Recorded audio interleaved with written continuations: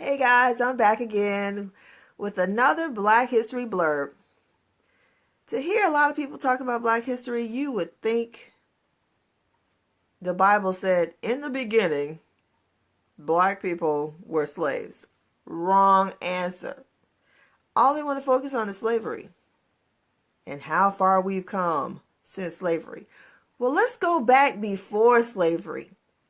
Do you think Black people just materialized into thin air and showed up in Africa in grass skirts and then got shipped on a boat? No.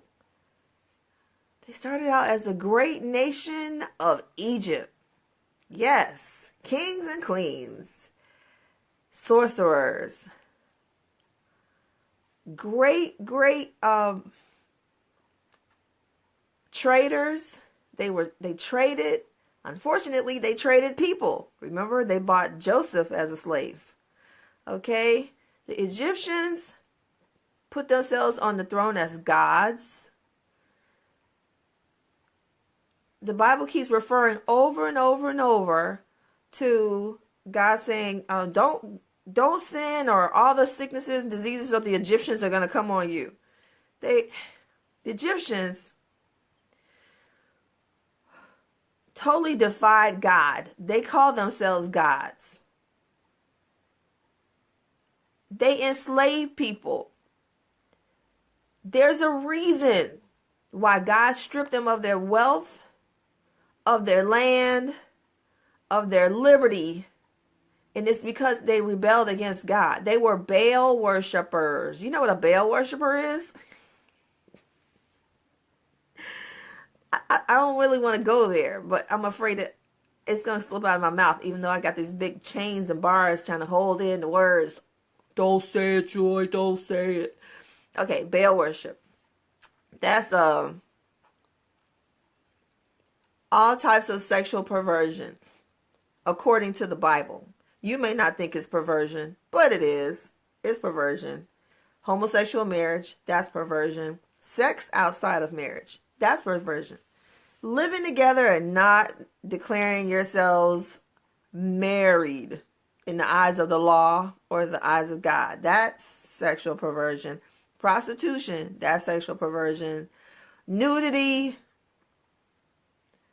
child pornography, child trafficking, sex trafficking, pornography, pedophilia, anything you can think of, that's Baal worship. Baal worship also required that you sacrifice your children in the fire. Now, my Egyptian ancestors did all these things. You know, they had their temple prostitutes out. You had to have sex with the prostitutes as a form of worship. That's sexual perversion. Okay, orgies, that's sexual perversion. So anyway, my people, my Egyptian people who claim to be gods, who had a lot of wealth because they plundered. They plundered. They dominated the wealth. They built treasure cities. Treasure cities. They maintained a lot of wealth. God wiped them out. They became poor. They got shipped over here to America many, thousands, a couple thousand years later. But we are the Egyptian descendants. There's a reason why my people got put into slavery. Okay? Yes, I celebrate now our people are no longer in slavery, but I know how we got into slavery. Maybe the rest of y'all don't want to figure that out, but I know.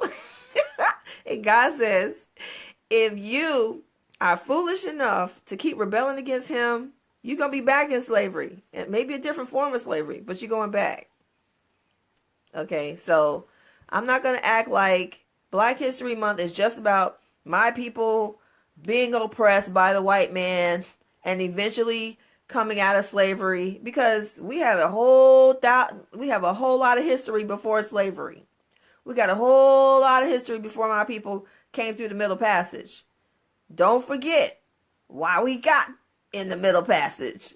Okay, but most people don't want to go there, But anyway, if you are celebrating in your homosexuality, if you are shacking up living together If you're still having your abortions because, whoops, you got pregnant, you're not ready for a baby, so you got to kill it, you're just as bad as the people who are putting the babies in the fire, okay? Deuteronomy chapter 10, I think it's 10 verse 8, 18 or 18 verse 10. Look it up. All those abominations. So if you're doing all these things, you are a Baal worshiper, and you're pretty much doing what my people did in order to get into slavery.